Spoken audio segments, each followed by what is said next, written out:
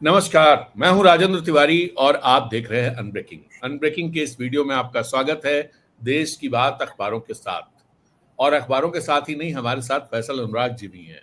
तो देश की बात अखबारों के साथ साथ फैसल अनुराग जी के साथ। फैसल जी, आपका स्वागत है।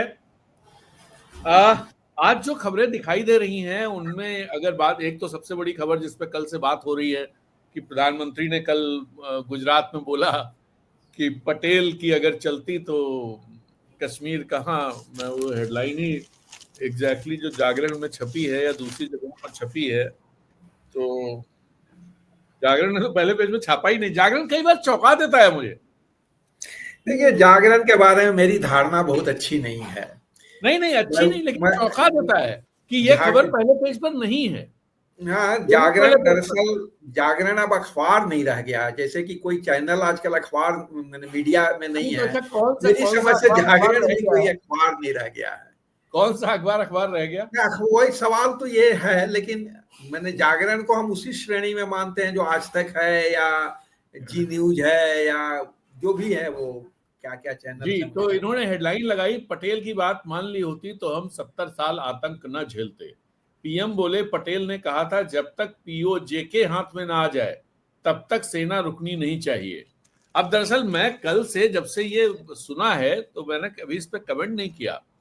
मैं लगातार किताबें तलाश रहा था। मेरे पास कम से कम 10-12 किताबें हैं जो कश्मीर के हिस्ट्री को, कश्मीर के स्ट्रगल को, कश्मीर के विलय को, इन सब की बात करती हैं, जिसमें जस्टिस एएस आनंद से लेकर के और ढेर सारे लोग हैं, एमजे अकबर और कौन, जो मतलब इधर के लोग भी हैं, अगर एमजे अकबर को उधर का ही मान लिया जाए। तो बहुत सारी किताबें मैंने तलाशी, कहीं ये मुझे मिले कि पटेल ने कब कहा, पटेल ने क्या कहा कि सेनाएं नहीं रुकनी है और पूरा जीत करके आ जाना है। दरअसल जब ये बात कहते हैं प्रधानमंत्री, जो मुझे समझ में आया सब पढ़ने के बाद, देखने के बाद, रेफरेंसेज में जाने के बाद, वो समझ में आया कि वो पूरी तरह से गलत बयानी करते हैं।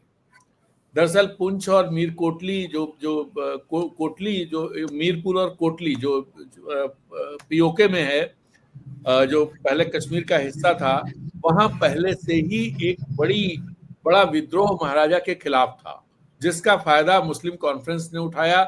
ऐसे ही मुजफ्फराबाद में भी एक बड़ा विद्रोह था महाराजा के खिलाफ, जो सरदार इब्राहिम या क्या नाम का एक लीडर था पीओके का, जो पहले नेशनल कॉन्फ्रेंस में हुआ करता था, जब नेशनल कॉन्फ्रेंस मुस्लिम कॉन्फ्रेंस हुआ करती थी। 1940 में शेख अब्दुल्ला ने गांधी जी और नेहरू के प्रभाव में आकर के अपनी पार्टी का नाम बदला, मुस्लिम कॉन्फ्रेंस से उसे नेशनल कॉन्फ्रेंस किया। तो ये लोग, ये जो लीडर्स थे, सरदार इब्राहिम या इस तरह के जो और भी कुछ लोग थे, जो बाद में वहां प्रधानमंत्री और राष्ट्रपति बने पीओके के, वो उन लोगों ने दरअसल अपनी मुस्लिम कॉन्फ्रेंस जिंदा रखी और उसका हेडक्वार्टर मीरपुर की तरफ था, मुजफ्फराबाद की तरफ था, और वहीं पर उनके सब प्रभाव थे उनके। तो जो ये कहा जा रहा है, दरअसल उस समय पुंछ मतलब मीरपुर और कोटली में एक विद्रोह चल रहा था। वो उसमें किसी सेना का कोई कुछ खास वो नहीं था, और जो सेना थी वो कबायलियों के नाम पर पाकिस्तान की थी। इसके अलावा लोकल लड़ाके थे जो जो लड़ रहे थे। महाराजा के एक रिश्तेदार महाराजा के रिश्तेदार की रियासत थी पुंछ, जो महाराजा के अंडर में आती थी।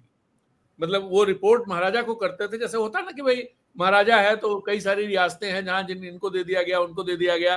तो एक रिश्तेदार थे उन्हीं के महाराजा के, जो पुंछ के राजा थे, उनके खिलाफ वो खुद भी दरअसल महाराजा के खिलाफ थे, और वहां एक संघर्ष चल रहा था। खैर, ये अलग इशू है। हमने जो पाया वो ये पाया फैसल जी, कि बहुत खुल करके पटेल ने ये बात नेहरू से कही थी कि कश्मीर में चूंकि मुसलमान ज्यादा है, इसलिए स्वाभाविक तौर पर पाकिस्तान, कश्मीर को पाकिस्तान में जाना चाहिए। और उन्होंने ये प्रस्ताव भी रखा था कि जो फालतू में आप हैदराबाद और जूनागढ़ को लेकर के पाकिस्तान अड़ा हुआ है, या वहां के राजे जो बात कर रहे हैं, तो कश्मीर आप ले लो, और झंझट किस बात का। जहां हिंदू ज्यादा है वो हिंदुस्तान में, जहां मुस्लिम ज्यादा है वो पाकिस्तान में। लेकिन दरअसल दिक्कत यहां थी कि बंटवारा पाकिस्तान जरूर बना था कि मुस्लिम जहां ज्यादा है वहां पाकिस्तान बनेगा, लेकिन बाकी देश इस हिसाब से नहीं बना था कि जो हिंदू ज्यादा है वहां हिंदुस्तान रहेगा। जितना उनको चाहिए था उसके अलावा जो देश है वो देश रहेगा, और जैसा है वैसा रहेगा। और शायद यही सोच जो है वो नेहरू की थी, जिसके चलते कश्मीर, और उनका अपना एक भी था कि वो खुद कश्मीरी थे, तो वो फैक्टर भी कहीं ना कहीं काम करता था खुद कश्मीरी होने के नाते। और जिस तरह की वहां की रियाया रियाया नहीं कहना चाहिए, वहां की जनता जो शेख अब्दुल्ला के साथ थी, और वो जिस तरह से उसकी डेमोक्रेटिक जो एक एक आकांक्षाएं थी, उसका भी सम्मान करने की कोशिश हमें लगता है भारत भारत ने उस समय की थी, कि कश्मीर के लोग जो तय करे, या कश्मीर के लोग जो चाहते हैं उस तरह की चीजें होनी चाहिए। कश्मीर के लोग को रिप्रेजेंट करते थे शेख अब्दुल्ला। देखिए 1947 से 1950 के बीच में जो परिस्थितियां थी, उनको आज के संदर्भ में अगर हम देखेंगे तो किसी निष्कर्ष तक नहीं पहुंच सकते। भारत एक नया नया आजाद देश था, जो साम्राज्यवादी ताकत ने जिसको पूरी तरह चूस लिया था, और उसने जब भारत को आजादी दी तो भारत में विभाजन का बीज भी बोया। वैसी परिस्थिति में कई ऐसी घटनाएं हुई हैं, कई ऐसी चीजें हैं जिन पर हम आज के नजरिए से अगर विचार करेंगे तो किसी सही निष्कर्ष तक नहीं पहुंच पाएंगे। दरअसल जो उस समय का ऑब्जेक्टिव कंडीशन था, वो ऑब्जेक्टिव कंडीशन क्या था, इस सवाल को देखना चाहिए, पहली बात। दूसरी बात कि मोदी जी या आरएसएस के लोगों की एक बड़ी समस्या है कि वो कोई सोर्स नहीं बताते हैं कि वो ये बात कहाँ से कह रहे हैं। अगर पटेल ने यह बात कही थी तो कोई चिट्ठी लिखी होगी, कोई बयान दिया होगा, किसी अखबार में प्रकाशित हुआ होगा, या उन्होंने कोई नोट्स बनाया होगा अपने विभाग में। उसको बताना चाहिए कि वो सोर्स कहाँ है। वो सोर्स तो कहीं है नहीं। उस समय जिस ढंग की वैश्विक दबाव भारत पर था, और जिस ढंग से उस वैश्विक दबाव से भारत लड़ते हुए अपनी आजादी की रक्षा भी उसको करनी थी, और भारत में लोकतंत्र की स्थापना भी करनी थी, और इसके साथ ही यह भी दिखाना था कि हम पाकिस्तान नहीं हैं, पाकिस्तान से अलग हैं, और एक सेकुलर राष्ट्र के निर्माण और एक प्रगतिशील राष्ट्र के निर्माण की ओर आगे बढ़ना है। तो ये कुल मिला के उस समय का ऑब्जेक्टिव कंडीशन था, जिसमें कुछ निर्णय लिए गए। उस निर्णय में बहुत सारी बातें हैं जिसको इतिहासकारों ने अपने ढंग से व्याख्यायित किया है, देखा है, लिखा है। उन सबको अगर एक साथ रखकर बात की जाए तो किसी निष्कर्ष तक पहुंचा जा सकता है। भारतीय जनता पार्टी की समस्या यह है, और खासतौर पर नरेंद्र मोदी की समस्या यह है कि वो अपनी तुलना में नेहरू को छोटा दिखाने की कोशिश करते हैं, और उनकी कोशिश यह है कि नेहरू को वो जितना छोटा दिखाएंगे वो उतना बड़ा अपने को स्थापित करने में सफल होंगे। लेकिन इतिहास ऐसे फैसले नहीं करता। किसी बड़ी लकीर को अगर आपको छोटा करना है तो उससे बड़ी लकीर आपको खींचनी पड़ती, जो नरेंद्र मोदी के अंदर क्षमता, या इस सरकार के अंदर, या भारतीय जनता पार्टी आरएसएस के अंदर क्षमता नहीं। क्योंकि उस समय तो उन लोगों ने आजादी की लड़ाई में कोई हिस्सेदारी की नहीं थी। सभी को पता है कि उनके जो सर्वमान्य नेता उस जमाने में थे, श्यामा प्रसाद मुखर्जी, वो मुस्लिम लीग की सरकार में मंत्री थे, और उन्होंने 1942 का जो भारत छोड़ो आंदोलन है, इसको कैसे निपटा जाए, इसके लिए लंबी चिट्ठी लिखी थी, और वो चिट्ठी आर्काइव में है और अनेक किताबों में उसको प्रकाशित किया गया है। ब्रिटिश आर्काइव में जाके कोई भी उस चिट्ठी को पढ़ सकता, दस्तावेज है। उन दस्तावेजों के आधार पर यह बात प्रमाणित होती है। कश्मीर की समस्या एक जटिल समस्या है, कॉम्प्लेक्स कंडीशन है, और भारत की एकता और अखंडता के लिए कश्मीर एक बहुत रणनीतिक दृष्टिकोण से बहुत महत्वपूर्ण इलाका है, जिसको भारत के साथ बनाए रखना जरूरी था। नेहरू की दृष्टि एक दूरदृष्टि थी और एक वैश्विक दृष्टि थी, और उस वैश्विक दृष्टिकोण से उन्होंने इस निष्कर्ष तक अपने को पहुंचाया था। तो मेरी समझ से आज उनकी आलोचना करना सूरज को दिया दिखाने जैसी बात कही जा सकती है। इससे ज्यादा कुछ इस पर टिप्पणी करना नहीं। दरअसल इसमें एक बात कह के मैं खत्म करूंगा। पटेल खुद जब उनसे जो एक नैरेटिव और खड़ा किया जाता है कि साहब पटेल को पूरी कांग्रेस संगठन चाहता था कि वो प्रधानमंत्री बने, और नेहरू को बना दिया गया। पटेल से जब पूछा गया तो पटेल ने कहा ठीक है, संगठन मुझे चाहता था, जनता नेहरू को चाहती थी। बिल्कुल, उस तो समय के ये बात सबसे लोकप्रिय नेता थे, दिल का आदमी होता है वही कह सकता है। और गांधी जी ने यह तय किया था 1945 में। उन्होंने साफ कहा था, न राजा जी, न पटेल, न राजेंद्र बाबू, मेरा उत्तराधिकारी अगर कोई है तो वो जवाहर है, और जवाहरलाल नेहरू को यह उत्तराधिकार स्वतः मिला था। और जहां तक पार्टी और संगठन की बात है, जनता उनके साथ थी, पार्टी के कार्यकर्ता उनके साथ थे। ये बात पटेल ने खुद कही। इस बात को भी समझने की जरूरत है, जिस पर चर्चा नहीं होती है, कि उस समय के कांग्रेस का जो समूचा सामाजिक और वर्गीय ढांचा था, उसको देखना होगा कि एक तरफ उसमें किस किस तरह के लोग थे। और आप देखिएगा कि एक खास तरह के सामंतवादी तत्व, एक खास ढंग से प्रगति विरोधी तत्व एकजुट थे, और वो नेहरू के खिलाफ थे। क्योंकि नेहरू अपने को नास्तिक तो नहीं बोलते थे, लेकिन उनको नास्तिक माना जाता था, उनको प्रगतिशील माना जाता था, और वो बार बार बोलते भी थे। उन्होंने अपने कई भाषणों और लेखों में भी कहा है कि समाजवाद में मेरा यकीन है, मैं भारत को एक समाजवादी देश बनाना चाहता हूं, और वो समाजवादी देश लोकतंत्र के आधार पर बनाना चाहता हूं। वो उन्होंने अपने कई भाषणों में इस बात का उल्लेख किया है, जो भारत सरकार के ही प्रकाशनों से प्रकाशित हुआ है। तो इस तथ्य को भी समझना चाहिए कि कांग्रेस के भीतर जो आंतरिक लड़ाई थी, उसमें जो यथावादी ताकतें थी, जो चाहती थी कि अंग्रेजों के जाने के बाद भी उसी ढंग की व्यवस्था चलती रहे, जिसमें भूमि सुधार नहीं हो, जिसमें धार्मिक सुधार नहीं हो, जिसमें राजनीतिक सुधार नहीं हो, जिसमें राजा महाराजा और जो सामंत हैं उनकी ताकतें खत्म नहीं की जाए, आम जनता को इंपावर नहीं किया जाए, ऐसी ताकतें निश्चित तौर पर गोलबंद थी। और उनके पसंद ये राजा जी थे, राजगोपालाचारी भी थे, पुरुषोत्तम दास टंडन भी थे, और पटेल भी थे। लेकिन पटेल स्वयं में उतने प्रगति विरोधी नहीं थे। उनका अपना एक नजरिया था, वो अपने ढंग से भारत को एक समावेशी राष्ट्रवाद की तरह वो देखते थे, और वो गांधी के आदेश को स्वतः अक्षरशः मानते थे, और वो भी जवाहर को अपना नेता मानते थे, जो उन्होंने अपनी कई चिट्ठियों में लिखा। ये चिट्ठियां प्रकाशित हो चुकी हैं, उसको पढ़ लें। ये कहना कि पटेल और नेहरू के बीच में कोई बहुत देखिए मतभेद तो थे, इसमें कोई दो राय नहीं है।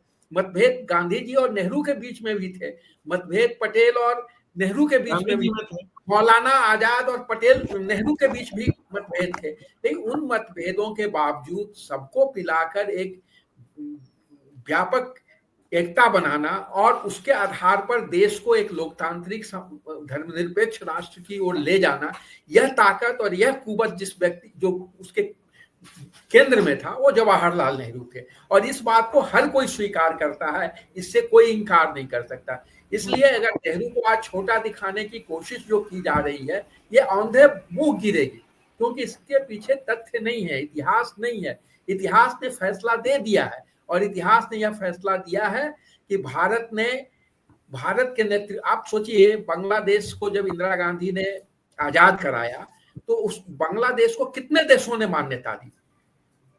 विद इन 6 मंथ 120 देशों ने बांग्लादेश को मान्यता दी। इसका मतलब क्या था कि इंदिरा गांधी ने जो कदम उठाया था, उसके साथ दुनिया के 120 देश खड़े थे। और ये 120 देश क्यों खड़े थे? क्योंकि नेहरू ने 1947 से या उसके पहले से, जब वो भारत आजाद नहीं हुआ था, तब से वो गुटनिरपेक्ष आंदोलन की नींव के पक्षधर थे। वो अमेरिका या उस समय की स्थिति आप देखिए, कोल्ड वार को देखिए, दो बड़े न्यूक्लियर पावर थे जो एक दूसरे से युद्ध करने के लिए तत्पर थे। दो अलग अलग मॉडल की लड़ाई थी, दो अलग अलग विचारधारा की लड़ाई थी। उस दो विचारधारा की लड़ाई के बीच में भारत जैसा देश दोनों के साथ रिश्ता बनाते हुए अपने को 100 से अधिक देशों से, 115-16 देशों का नेतृत्व करता है गुटनिरपेक्ष आंदोलन के माध्यम से। यह कोई मामूली बात नहीं थी। बांडुंग कॉन्फ्रेंस में जो कुछ हुआ, और जिस ढंग से आप देखिएगा, अफ्रीकी नेता जो नक्रुमा थे, या सुकर्नो थे, या टीटो थे, मार्शल टीटो थे, या नासिर गमाल नासिर थे, इन सारे लोगों ने मिलकर जो एक नेहरू के नेतृत्व को स्वीकार किया, और उन्होंने जिस ढंग से गुटनिरपेक्ष आंदोलन की नींव डाली, वो एक बहुत बड़ी ऐतिहासिक घटना थी, जिसने दुनिया को तीसरे विश्व युद्ध से बचाने में कई मौकों पर भूमिका निभाई। वो कोरिया युद्ध के समय हो सकता था, वो वियतनाम युद्ध के समय हो सकता था, वो क्यूबा और अमेरिका के क्राइसिस के बीच में हो सकता था, जब सोवियत मिसाइलें हवाना के आसपास लग चुकी थी और किसी भी क्षण वो मिसाइल छूटने की संभावना थी। और वैसी परिस्थिति में गुटनिरपेक्ष आंदोलन के दबाव को महसूस कीजिए, और देखिए कि उस समय वो क्या घटनाएं घटी, और कैसे नेहरू की उस नीति का असर सारी दुनिया पर पड़ा। तो ये कोई आज के नेता या आज के पत्रकार या आज के बुद्धिजीवी उस ठोस कंडीशन को, उस परिस्थिति को जब तक नहीं समझेंगे तब तक वो किसी निष्कर्ष तक या किसी विश्लेषण तक वो जा ही नहीं सकते।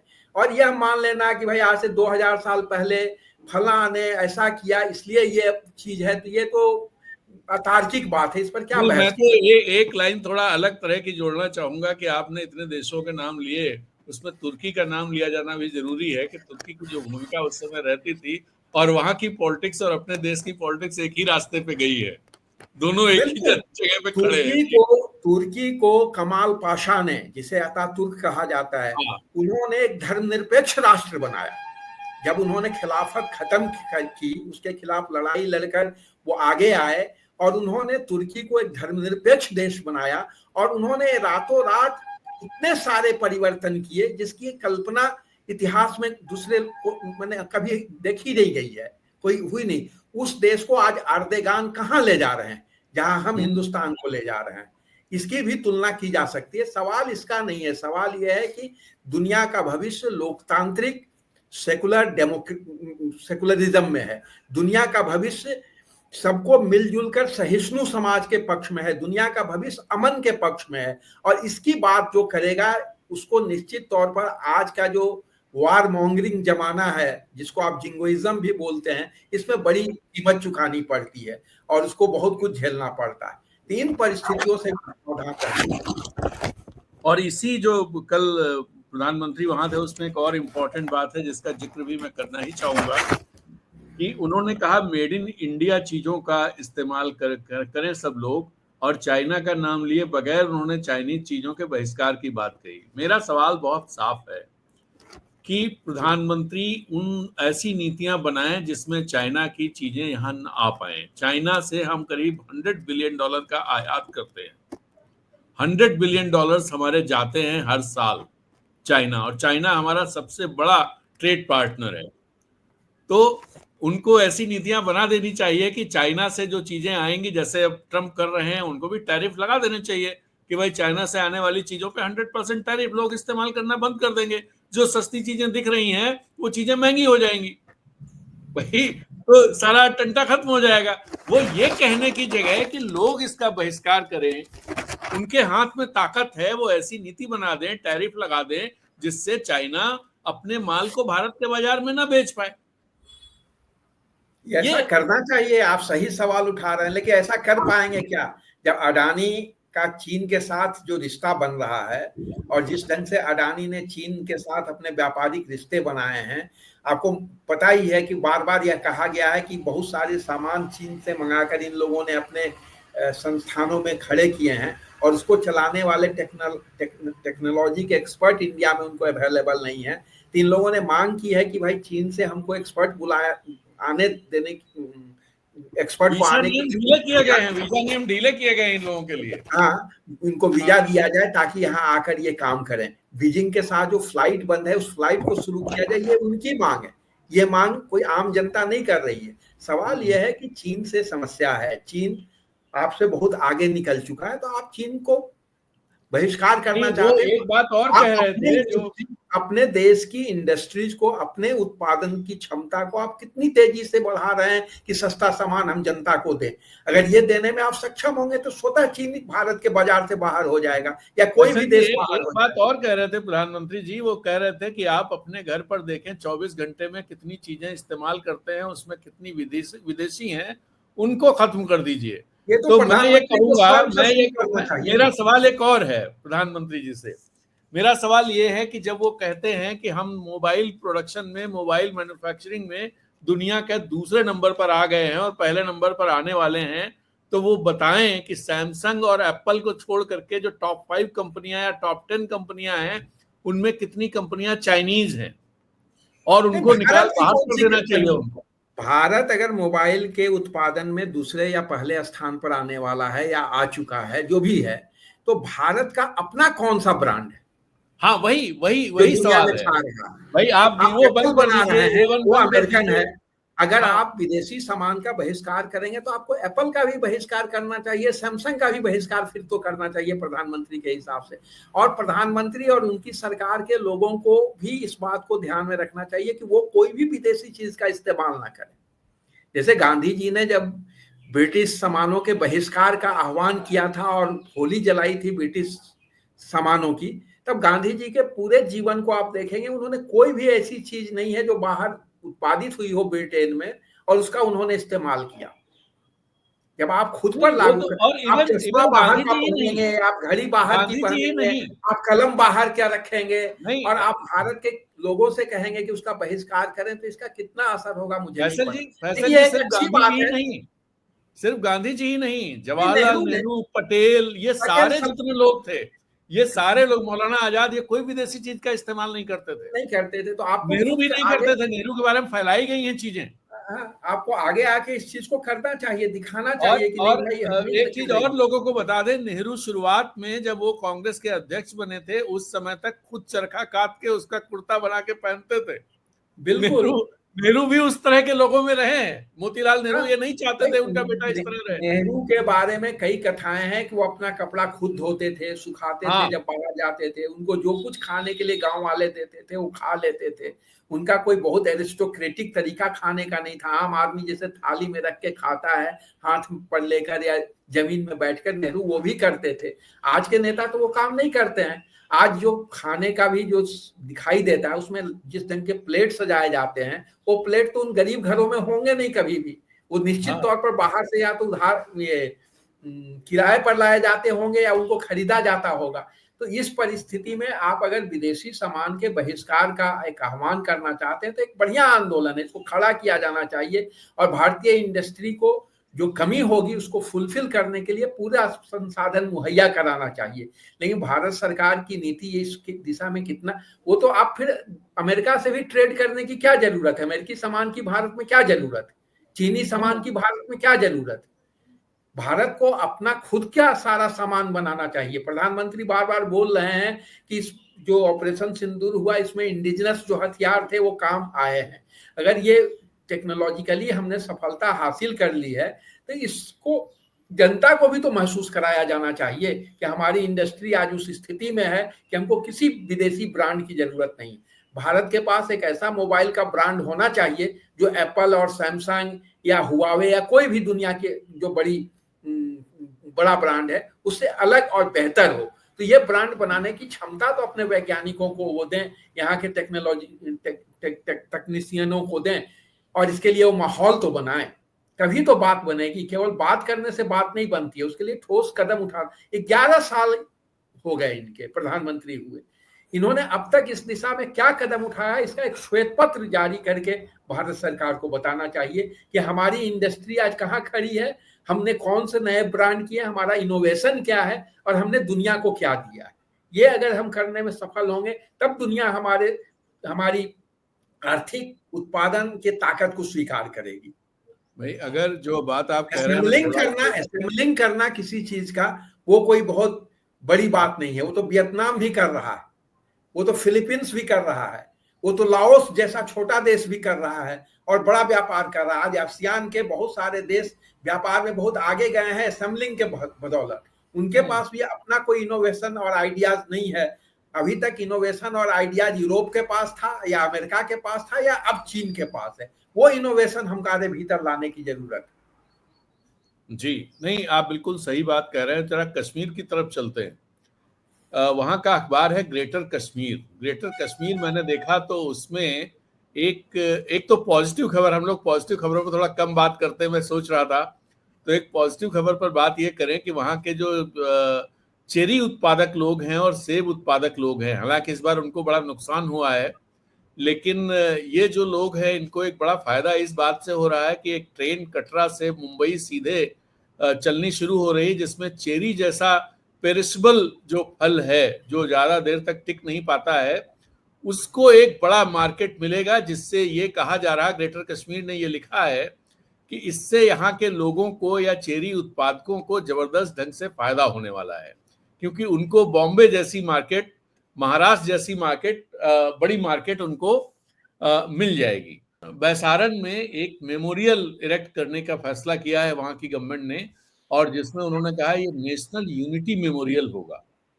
मुझे हाल फिलहाल में 30-35 साल में मुझे याद नहीं पड़ता कश्मीर में इस तरह का कोई इनिशिएटिव किसी भी सरकार ने लिया हो। किसी भी सरकार की मैं बात कर रहा हूं, चाहे वो कांग्रेस की सरकार रही हो, मुफ्ती की सरकार रही हो, बीजेपी की सरकार रही हो, और सबकी सरकारें रह चुकी हैं। कोई पार्टी ये नहीं कह सकती कि हम सरकार में नहीं रहे। तो हर हर एक की सरकार वहां रह चुकी है। ये पहली बार ऐसा हो रहा है कि नेशनल यूनिटी की बात न सिर्फ बात हो रही है, बल्कि उसका प्रतीक के तौर पर बैसारन में एक स्मारक बनाने की बात हो रही। ये बहुत, और इससे दरअसल ये उन लोगों के लिए भी सीख है जो सिर्फ बातें करते हैं। खास तौर पे उमर अब्दुल्ला ने एक और अच्छी बात कही है। उमर अब्दुल्ला ने कहा है कि 3 गवर्नमेंट्स को, 3 लोगों को मिल करके काम करना चाहिए, और बिल्कुल, और मुझे लगा ये 3 गवर्नमेंट्स कौन सी हो गई। तो मैं उस अंदर तक गया तो उन्होंने, उनका कहना था कि भाई एक गवर्नमेंट तो मेरी है जो बहुत कम जिसको अधिकार है, दूसरी गवर्नमेंट एलजी की है, तो और तीसरी दिल्ली की गवर्नमेंट है। तो तीनों को मिल करके, जिसमें सबसे पावरफुल दिल्ली की गवर्नमेंट है, मिल करके काम करना चाहिए और लोगों के हित में काम करना चाहिए। दूसरी बात, फारूक अब्दुल्ला ने एक बार फिर कही, हालांकि मेरे दिमाग में उसको लेकर के थोड़ा संशय है। फारूक अब्दुल्ला ने कहा है कि लोगों को, देश के लोगों को जैसे पहले आते थे वैसे आए, कोई दिक्कत कश्मीर में नहीं है। लेकिन क्या ये बात, मैं दरअसल मेरे दिमाग में ये आया, ये बात जो फारूक अब्दुल्ला कह रहे हैं, ये बात कहनी चाहिए देश के गृह मंत्री अमित शाह को, कि हम इंश्योर करते हैं कश्मीर में सबकी सुरक्षा के इंतजाम है और लोग उसी तरह से आए जैसे पहले आते थे। ये चूक हो गई, अब चूक नहीं होगी। लेकिन ऐसी कोई बात नहीं आ रही है। फारूक अब्दुल्ला की बात पर कोई कैसे भरोसा करेगा? उनकी सरकार के हाथ में कोई चीज है ही नहीं। जो देखिए, अभी तो सरकार है उनके केंद्र हाथ सरकार में। केंद्र सरकार तो अभी देश भर में यात्रा निकालने में, रोड शो करने में बिजी हो गई है, प्रधानमंत्री से लेकर उसके तमाम मंत्री और सब। तो अब तो उनका नजर, माने इस पूरे घटनाक्रम में उनका तो एजेंडा बहुत ही पॉलिटिकल दिख रहा है। माने वो किसी बड़ी चुनावी तैयारी में व्यस्त दिख रहे हैं। वो चुनाव बिहार का हो, बंगाल का हो, या केरल का चुनाव होने वाला है, या तमिलनाडु में चुनाव होने वाला है, या हो सकता है कि उनकी नज़र में हो कि अगर बिहार की सफलता मिल जाए या कुछ हो तो इसका कितना एसेस होता है, लोगों पर क्या असर होता है, तो मध्यावधि चुनाव के लिए भी जा सकते हैं केंद्र स्तर पर। तो अभी तो उनका एजेंडा साफ साफ ये दिख रहा है। ऐसे एजेंडा में कश्मीर के सवाल को थोड़ा गंभीरता से विचार करने की जरूरत है, और इसके लिए संसद का सत्र बुलाया जाना चाहिए। संसद में खुलकर पूरी बात होनी चाहिए। सरकार को, विपक्ष को भरोसे में लेकर सारी सच्चाई सामने रखनी चाहिए। जो जनता को नहीं बताने वाली चीजें हैं वो जनता को न बताई जाए, लेकिन कम से कम विपक्ष के नेताओं को भरोसा में लिया जाए। इससे फायदा ये होगा कि देश में एक अलग किस्म का माहौल बनेगा, और जो एक राजनीतिक तौर पर जिस ढंग से पूरे घटनाक्रम के इस्तेमाल करने की प्रक्रिया है, मेरी समझ से उसको भी रोका जाए। अभी लोगों के घाव बहुत गहरे हैं और उसको भरने की जरूरत है। उसको जब तक हम मरहम न लगा लें, और बैसारन में जो लोग मरे हैं उनके परिवारों को वास्तविक शहीद का दर्जा न दे दिया जाए, तब तक बहुत सारी चीजें जो हो रही हैं इससे मन बहुत क्षुब्ध होता है। और उमर अब्दुल्ला या फारूक अब्दुल्ला की चिंता जायज है, कश्मीरियों की चिंता जायज है, और यह पूरे देश की चिंता का सबब होना चाहिए कि हमारे देश में कश्मीर से कन्याकुमारी तक जो टूरिज्म है या जो दूसरा यातायात या आने जाने का जो भी लोगों का सिलसिला है, यह नहीं थमना चाहिए और जाना चाहिए। और सरकार को इस बात की व्यवस्था करनी चाहिए कि वो लोगों की स्वीकृति प्रदान करे, और बैसारन में जो चूक हुई है या जो इंटेलिजेंस का फेलियर हुआ है, इससे सीख हासिल करनी चाहिए, और इसके बारे में भी विपक्ष को विश्वास में सरकार को लेना चाहिए। मेरी तो समझ ये है। नहीं, बिल्कुल सही बात आप कह रहे हैं। और अमित शाह कल परसों पुंछ जाने वाले हैं, जहां पर पाकिस्तान की गोलीबारी में ढेर सारे लोग शहीद हुए। करीब 27 लोग गोलीबारी में शहीद हुए, जिसमें 5 बच्चे भी शामिल हैं। वो तो राहुल गांधी जा चुके हैं, उसके बाद वो जा रहे हैं। हाँ, उसके बाद 2 दिन, कल परसों वो पुंछ के उन इलाकों का दौरा करेंगे, उन जगहों का दौरा करेंगे जहां गोलीबारी से ये तो उनको पहले करना चाहिए था। विपक्ष के नेता के राह पर चलने से वो पॉलिटिकल स्कोरिंग हो सकती है, ये उनको पहले संवेदना दिखानी चाहिए थी, मेरी समझ। नहीं चलिए, लेकिन देर आयत दुरुस्त आयत वाली कहावत है कि भाई चलिए अब जा रहे हैं तो भी ठीक है, कोई बात नहीं, जाना चाहिए। और ये दरअसल क्या हुआ है, पुंछ और जो पूरा इलाका आसपास का, मेंढर पुंछ और जो जो इलाका है जहां पर बहुत ज्यादा नुकसान हुआ है, उस इलाके में जो कांग्रेस के लीडर्स, राहुल गांधी के अलावा जो वहां के लोकल लीडर्स हैं, नेशनल कॉन्फ्रेंस के लीडर्स, पीडीपी के लीडर्स और कुछ एक दो भारतीय जनता पार्टी के लीडर्स भी गए हैं वहां। लेकिन बड़े स्तर पर उस तरह से ना तो जम्मू में चूंकि पूरी तरह से भारतीय जनता पार्टी के लोग हैं, उन्होंने ही अधिकतर सब जो सीटें हैं वो उन्हीं के पास है। जम्मू में 29 सीटें उन्होंने जीती हैं, जो पूरे हिंदू इलाके जो हैं वहां से जीती हैं। लेकिन वहां से उनको लेकर के, पुंछ के लोगों को लेकर के, और पुंछ टाउन अपने में जो है, वहां बहुत सारे आपको ऐसे लोग मिल जाएंगे जिनको आप कह सकते हैं कि वो संघ समर्थक हैं उस टाउन को, क्योंकि ऐसी जगहें एक अलग किस्म का वहां पर वैचारिकी होती है जिसका प्रभाव रहता है चीजों का। फिर भी कोई ऐसी वो नहीं हुई अभी तक। आज बहुत दिन हो गए, मुझे लगता 10 तारीख को सीज फायर हुआ, उसके बाद भी 1-2 दिन तक फायरिंग चलती रही, तो आज 15 दिन से ज्यादा हो गए हैं जब वहां के जो प्रभावित लोग हैं गोलाबारी से, उनके लिए अब तक सरकार की तरफ से, सरकार के स्तर पर कुछ भी नहीं किया गया है। ये खबरें वहां के अखबारों में हैं। तो लेफ्टिनेंट गवर्नर को सबसे पहले वहां मनोज सिन्हा को जाना चाहिए था, वो नहीं गए। उनको जाना चाहिए था, उनको वहां के लोगों के लिए जो जो राहत एक तरह से पहुंचाने का काम बहुत युद्ध स्तर पर शुरू होना चाहिए था, क्योंकि वो बेचारे, उनकी कोई गलती नहीं है। वो तो सीधे सीधे रात में सो रहे थे और सवेरे उनके यहाँ गोलाबारी होने लगी। जब वो उठे तो गोलाबारी हो रही थी। भाई किसी को नहीं पता था कि आप ऑपरेशन सिंदूर शुरू करने जा रहे हैं और उसके पाकिस्तान ऐसा पता होता तो शायद लोग थोड़ा इधर उधर बचते। तो एक तो ये चीज है जो मैं बात करना। एक और बड़ी इंपॉर्टेंट खबर है, चूंकि हम लोग ऑपरेशन सिंदूर की बात कर रहे हैं, तो भारतीय जनता पार्टी खबर छपी हुई है इसमें भास्कर में पहले पेज पर, मोदी 3.0 की वर्षगांठ, या 3.030 बोलते हैं इसको लोग, की वर्षगांठ घर घर सिंदूर पहुंचाएगी भाजपा, 9 जून से शुरुआत होगी। सांसद रोज 15-20 किलोमीटर, मंत्री हफ्ते में 2 दिन 20-25 किलोमीटर पदयात्रा करेंगे। और 11 वर्ष संकल्प से सिद्धि तक के 9 बड़े पॉइंट इन्होंने निकाले हैं, इनको उठाया जाएगा। ऑपरेशन सिंदूर में जिस भी सरकारी विभाग का जिस तरह से भी योगदान रहा हो, उसकी शॉर्ट फिल्म बनाई जाएगी और वो शॉर्ट फिल्म दिखाई जाएगी सब जगह। ये सारी चीजें तो साफ है ये चुनाव की तैयारी है। इसकी चर्चा सिर्फ एक लाइन में समाहित की जा सकती है कि भारतीय जनता पार्टी मध्यावधि चुनाव की तैयारी में लग गई है। वो कब चुनाव होगा इसका समय को लेकर आकलन भले देर सवेर हो, लेकिन उनकी कोशिश है पूर्ण बहुमत में आना, 2/3 बहुमत में आना, और इस संविधान के साथ जो कुछ वो करना चाहते हैं करना। उनकी पूरी तैयारी उसी दिशा में है।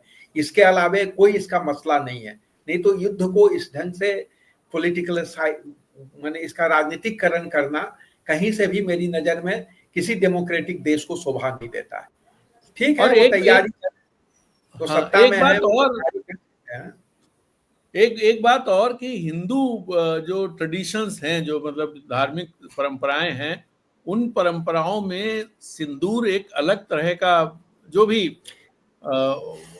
स्थान रखता है, और महिलाओं के लिए खास तौर पर। और ये माना जाता, जो मेरी जानकारी है, जो मैं देखता रहा हूं, कि महिलाएं सिंदूर किसी दूसरे से नहीं, एक तो पति देते हैं, मतलब एक बार जो हिंदू आदमी है वो शादी में एक बार सिंदूर का दान करता है, एक ही बार। और जो ये बात कही जाती है ना कि हिंदुओं में एक शादी की ही बात है, तो एक तो वो, दूसरा ये कि जो महिलाएं हैं वो सिंदूर या तो खुद खरीदती हैं, या फिर वो अपनी जो सास है, अपनी मदर है, अपनी देवरानी जेठानी है, ननद है, उनसे ही लेती हैं, बाकी बाहर के लोगों से नहीं। किस जमाने की बात आप कर रहे हैं? नहीं, इस जमाने की बात कर रहा हूँ। नहीं, आपको इस जमाने की बात करनी चाहिए। नरेंद्र मोदी इस देश के प्रधानमंत्री हैं। हिंदू धर्म वही है जो भारतीय जनता पार्टी बोलेगी।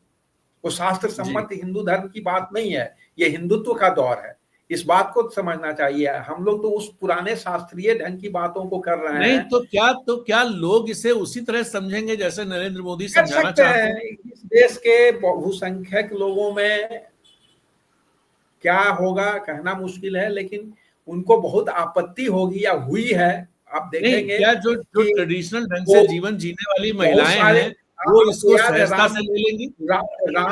राम मंदिर का जो शिलान्यास हुआ था वो किस समय हुआ था? वो समय नहीं, हिंदू धर्म के हिसाब वो से, एक अलग, थोड़ा थोड़ा अलग मामला नहीं है नहीं फैसल अलग जी। नहीं, आप उसी ढंग से देखिएगा। पिता के मरने पर बाल मुड़ाने की भाई हिंदुओं में परंपरा है। मोदी जी ने हाँ, माँ मुड़वाया पिता क्या? के। हाँ जी। लोगों ने माना क्या? उसको नहीं माना। इसको एक प्रगतिशील लोग नहीं भी मुड़वाते हैं। तो ये सब बहस का विषय नहीं, नहीं है। लेकिन बहस का विषय, प्रगतिशील की बात, बहस चूंकि नहीं, प्रधानमंत्री मोदी।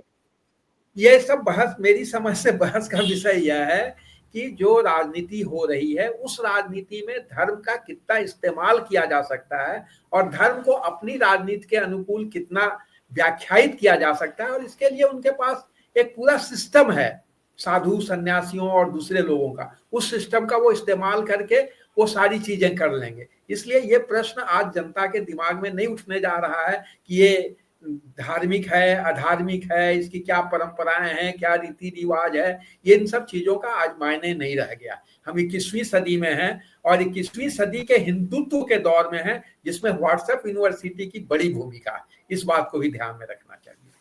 नहीं, ये बात तो सही है। और मुझे एक बात और याद आ गई, कल जो प्रधानमंत्री ने अपने भाषण में बोला, अगर राहुल गांधी उस बात को बोल देते तो हमें लगता है पूरे देश में आज बखेड़ा खड़ा होता कि हिंदू विरोधी हैं, देवी देवता विरोधी हैं। कल उन्होंने कहा छोटी आंखों वाले गणेश जी। तो छोटी आंखों वाले गणेश जी, आप इमेजिन करिए कि अगर मतलब वो उनका कुछ भी कहने का बोल मतलब सकते था हैं भाई। देखिए, कि जो वो नॉन बायोलॉजिकल व्यक्ति हैं, वो कुछ भी बोल सकते हैं। इस बात को आप भाई, वो अवतरित हुए हैं, वो खुद बोल चुके हैं, तो वो कुछ जी भी बोल सकते हैं और जो बोलेंगे वही नियम है, वही धर्म है।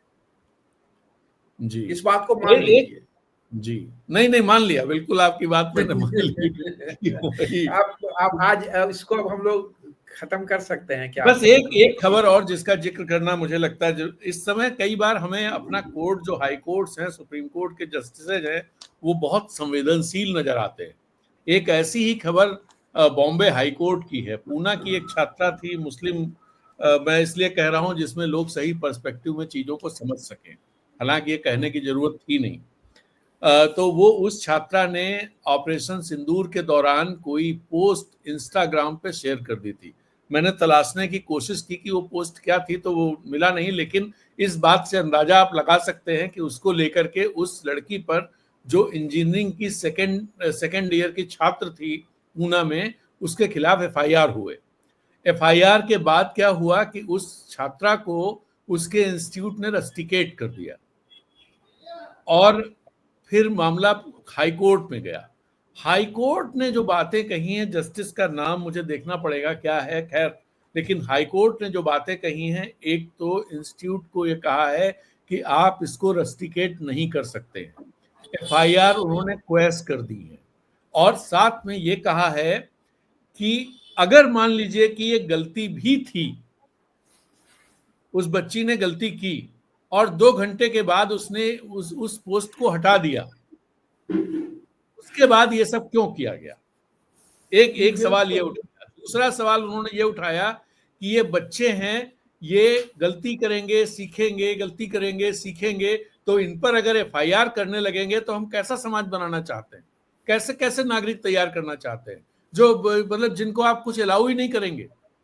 इस तरह के बड़े जबरदस्त ऑब्जर्वेशंस हैं उसके, जो इस जो देशभक्ति और इसके अलावा है कि बच्चों की अपब्रिंगिंग कैसे होगी अगर आप उनको अलाउ नहीं करेंगे। जो बात कही जाती ना, गलती करने की छूट होनी चाहिए, तो इस बात से छोड़ दीजिए वो गलती थी कि नहीं थी। कोर्ट का ये कहना, ये एक और अच्छा ऐसे ही फैसला। आपको याद होगा हम लोगों ने डिस्कस किया था, सुप्रीम कोर्ट की एक बेंच ने एडोलसेंट जो मोहब्बत के किस्से हैं उनको लेकर के किस तरह का रवैया दिखाया, वो भी बहुत सोचने वाली बात है। अपने अपने समाज को, हमें लगता है कि ऐसे जो जस्टिस हैं, जो जजेज हैं, वो काफी गाइड कर सकते हैं इस तरह की चीजों से, उसका असर पड़ेगा। होना चाहिए, ये अच्छा फैसला है। इस ढंग की बातें, बच्चे गलती करते हैं और गलती क्या है पहले ये देखना होगा, हो सकता है उन्होंने सच ही कहा हो। हाँ देखिए, सच कहने से नहीं डरना चाहिए। हजारी प्रसाद द्विवेदी ने चारु चंद्रलेख उपन्यास में कोट किया है, उनका एक पात्र बोलता है कि सत्य के लिए किसी से नहीं डरना चाहिए, न वेद से, न गुरु से, न मंत्र से। सत्य निर्भीक होकर बोलना चाहिए। तो सत्य बोलने की कीमत तो आजकल चुकानी पड़ती है, और लोकतंत्र जो है वो सत्य पर ही आधारित होकर आगे जा सकता है, और लोगों की अभिव्यक्ति की आज़ादी उसके लिए जरूरी है, जिस पर आज तरह तरह से बंदिशें लगाने की कोशिश विभिन्न तरीके से की जा रही है। उन तरीकों के खिलाफ कोर्ट अगर ये सजगता दिखा रहा है तो इसका सराहना की जानी चाहिए, और सभी तरह की और अदालतों से और जजों से यह अपेक्षा ही रहती है कि वो संविधान की रक्षा करें, और संविधान में जो अभिव्यक्ति की आज़ादी है उसके लिए किसी को कोई कीमत नहीं चुकानी पड़े, इसकी वो गारंटी है। जी, नहीं तो ये खबर मुझे लगी ऐसी कि जिसको शेयर ये करना ही महत्वपूर्ण चाहिए। खबर है, तो महत्वपूर्ण खबर है ये। जी, तो चलिए आज की बात यही समाप्त करते हैं फैसल जी। चलिए इसी के साथ इजाजत दीजिए। आपका दिन शुभ हो। Have a nice day. नमस्कार। जय।